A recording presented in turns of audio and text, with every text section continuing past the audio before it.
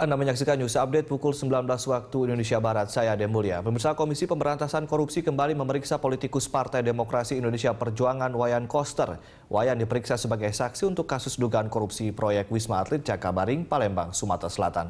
Dan untuk mengetahui informasi selengkapnya terkait pemeriksaan tersebut, kita langsung bergabung dengan reporter Berita 1 TV, Pramadika Samudra di Gedung KPK Jakarta.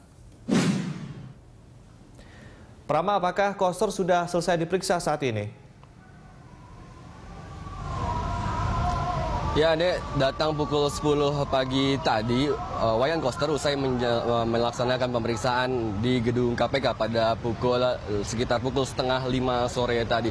Praktis ini berarti sekitar lebih dari 6 jam Wayan Koster diperiksa penyidik KPK.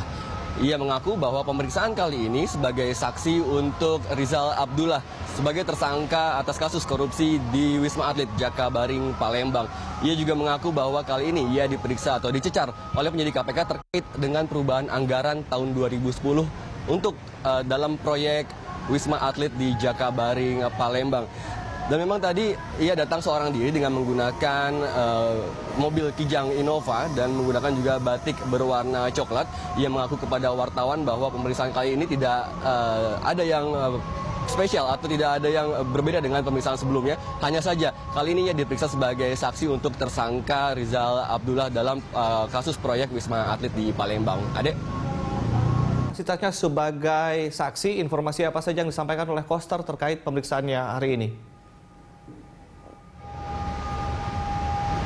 Ya, memang pada hari ini ia mengaku diperiksa oleh penyidik KPK terkait dengan pemeriksaan sebagai saksi oleh Rizal Abdullah, dan dalam proyek ini ia memang sebagai mantan anggota DPR Komisi 10 yang merupakan penentu dari perubahan anggaran di 2010 untuk proyek Wisma Atlet SEA Games di Jakabaring, Palembang, dan juga pengadaan alat di ruang serbaguna di Palembang.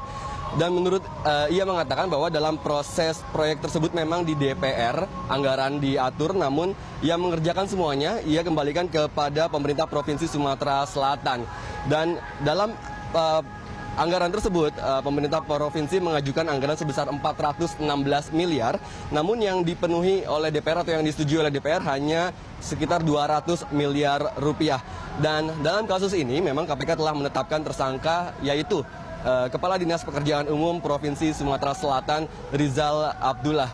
Dan hingga saat ini memang Rizal telah ditetapkan sebagai tersangka dan dikenakan pasal ke-1 Undang-Undang KUHP Jungto pasal 55 dengan prediksi kerugian negara sebesar 25 miliar rupiah. Dan tadi juga para wartawan sempat menanyakan apakah benar pernyataan Nazarudin yang mengungkapkan bahwa Wayan Koster telah pernah menerima sejumlah uang terkait dengan proyek ini. Dan ia langsung membantahnya secara tegas bahwa tidak terjadi lobby-lobby baik yang dilakukannya di gedung DPR maupun dalam pengerjaan anggaran di APBN 2010 tersebut. Dan memang Wayan Koster sendiri memang sebut-sebut Nazarudin. Selain Wayan Koster, ada beberapa orang yang disebut Nazarudin, termasuk salah satunya adalah Alex Nurdin dan juga anak dari Presiden ke-6 Susilo Bambang Yudhoyono, yaitu Ibas Yudhoyono. Dan hingga saat ini tadi kami juga sempat menanyakan kepada KPK apakah